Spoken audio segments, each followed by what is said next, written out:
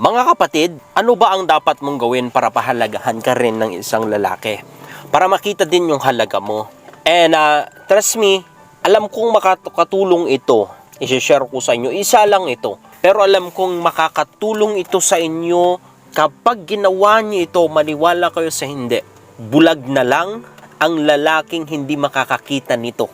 Or sadyang hindi ka talaga mahal. Kapag hindi ka pa rin na-appreciate after mong ginawa itong isi-share ko sa inyo sa video na ito. So kung gusto mong malaman, let's go, simulan na natin.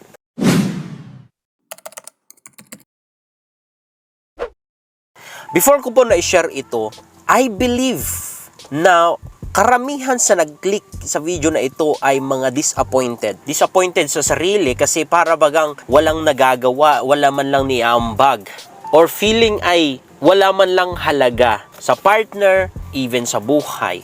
Or disappointed sa kanya, disappointed sa relationship nyo kasi feeling mo parang hindi ka nakikita, hindi ka na-appreciate. Parang hindi niya nakikita yung halaga mo. And talagang alam ko na mostly na nanood talaga sa video na ito ang mga nasasaktan or nag-i-struggle. Or meron din naman, I believe, na gusto lang talagang makatulong sa partner. Well, hindi po kita bibiguin. Okay? So, ano ba itong nag-iisa na mai-suggest ko, may advice ko sa inyo, is that become His greatest helper.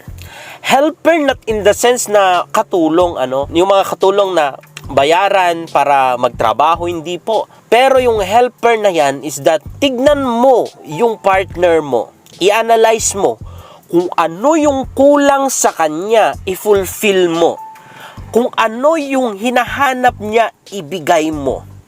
Because ito ang masakit na katotohanan sa mundong ito. Kung wala kang ambag, kung wala kang naitutulong, hindi ka talaga papahalagaan. Because that's the order na even God Himself established it.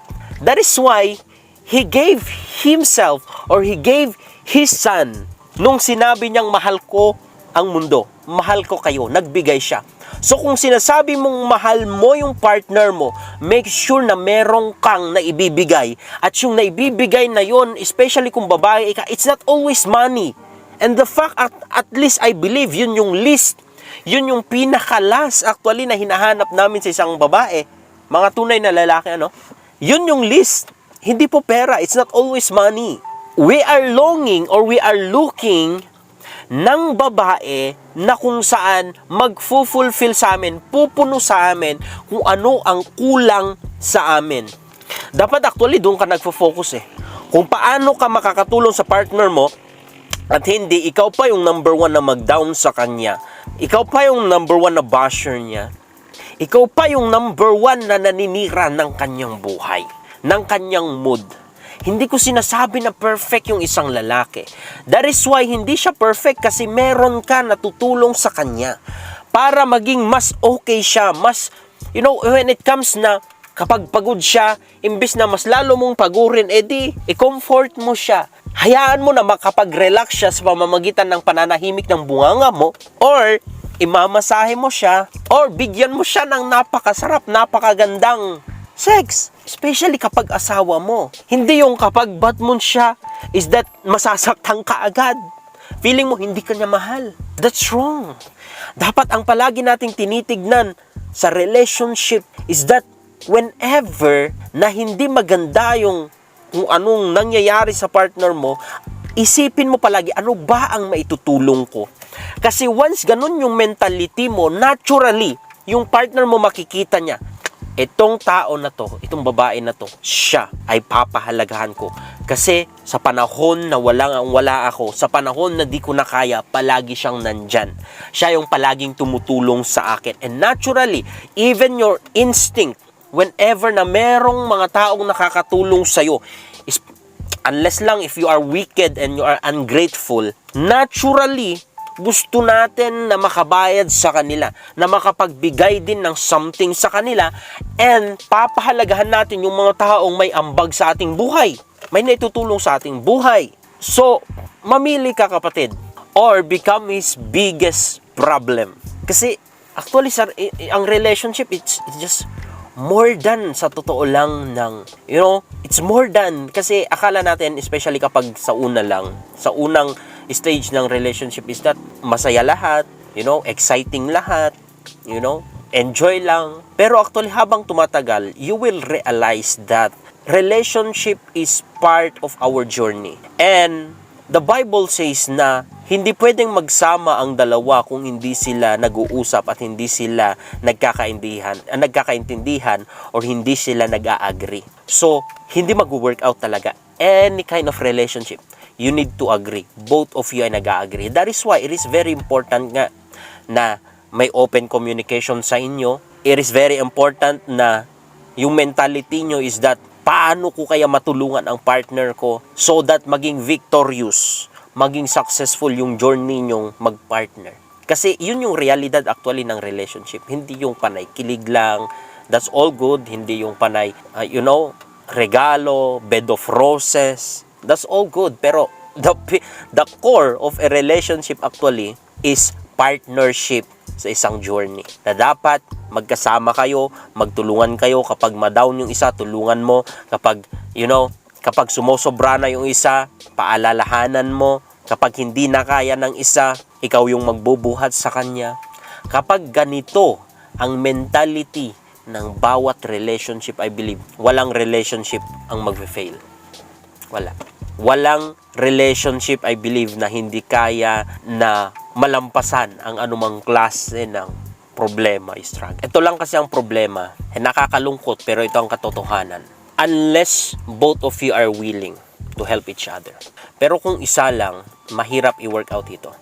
Pero huwag kang mag-alala kung nasa situation ka na parang ikaw lang yung gustong tumulong sa partner mo, gusto na i-work out ang relationship niyo, then ask the Lord. Ask Him. Lumapit ka sa Panginoon. Hindi siya bingi para hindi ka mapakinggan.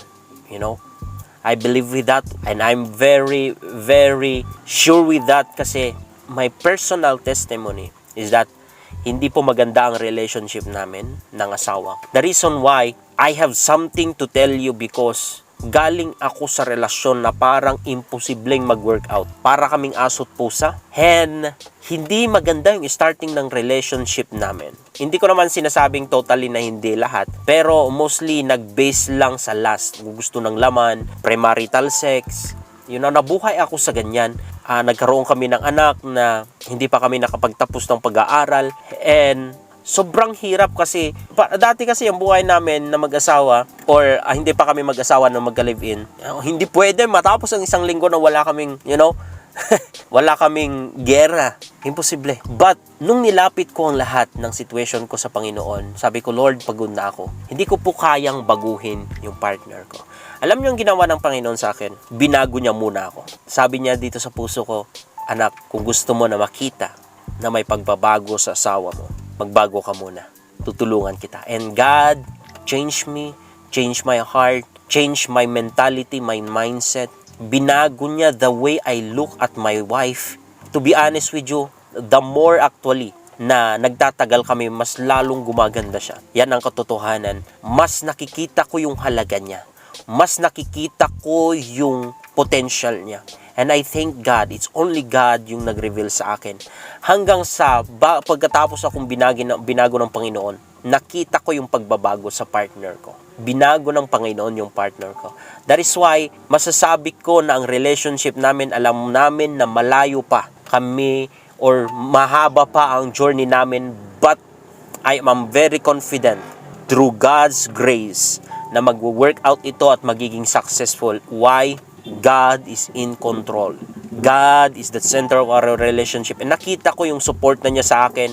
Nakita ko yung value niya. Nakita ko yung halaga niya. And I thank God na siya yung napangasawa ko. Sabi ko nung una, kung wala lang kaming anak nun, hindi ko na siya pinakasalin. But I thank God na hindi yung gusto ko ang nasunod, kundi yung gusto niya. So, kung ginawa ng Panginoon sa akin, gagawin niya rin po sa inyo mga kapatid. Pray for your partner. Lumapit ka sa Panginoon. Siya lang yung kayang makatulong sa inyo. Walang mas magaling na advisor, walang mas magaling na therapist more than God, more than the Lord Jesus. He is the greatest of all. So So that's it. I hope na nakatulong sa inyo. I hope na na-bless kayo. Please comment down below. I'm blessed. I'm blessed. I'm blessed. Shalom.